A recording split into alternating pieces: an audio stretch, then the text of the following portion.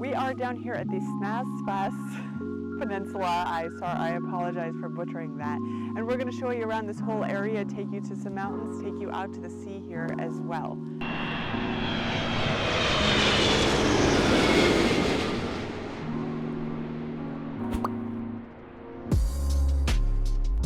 Getting to the peninsula from Reykjavik is easy. Getting to the visitor center is only about an hour and a half away.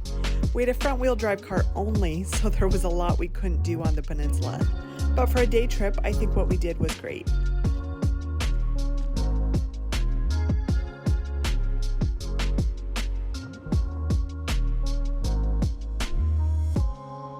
So out here on the peninsula, there's tons of stops like this, which is just so cool. I think this one might be a crater.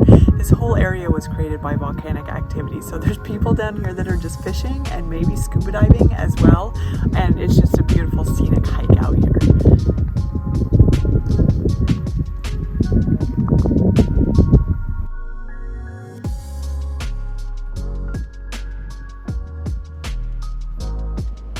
We are here at the Kirkjufell Mountain, which actually is not a volcano, even though a lot of stuff in Iceland is a volcano. This is created from volcanic material, but it's actually just a mountain, but really one of the coolest things to see in the whole country.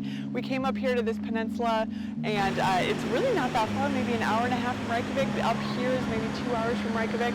There's a waterfall right here, and Game of Thrones was here, so it's kind of become a tourist location in the last couple of years, but definitely worth the drive from Reykjavik. Really, really cool mountain, Kirkjufell here.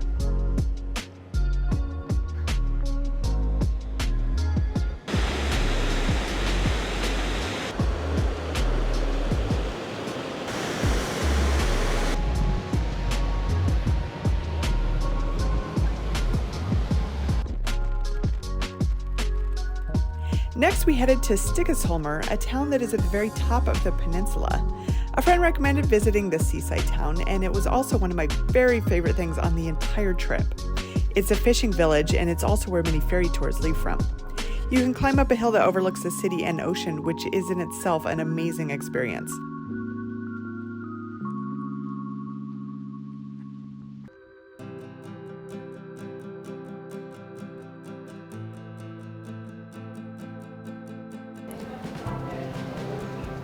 We came all the way from up here, over here, and now we are right there.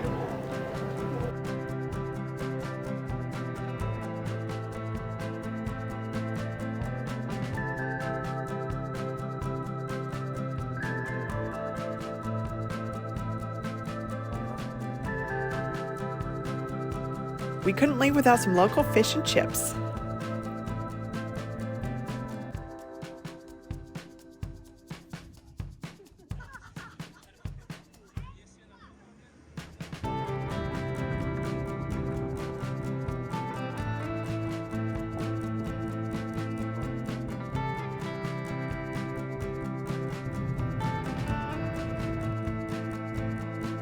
On a day trip, those two things filled most of the day, so we were headed back to Reykjavik when we saw a nearby fjord on the map, so we decided to take the long way around. Turns out it was a dirt road and our little car was a trooper driving us around it. One of the coolest things we saw was an old abandoned ship in one of the fjords.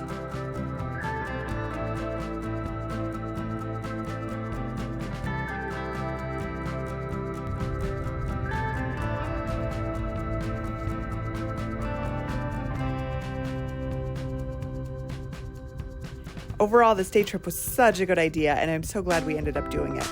But back to Reykjavik we went.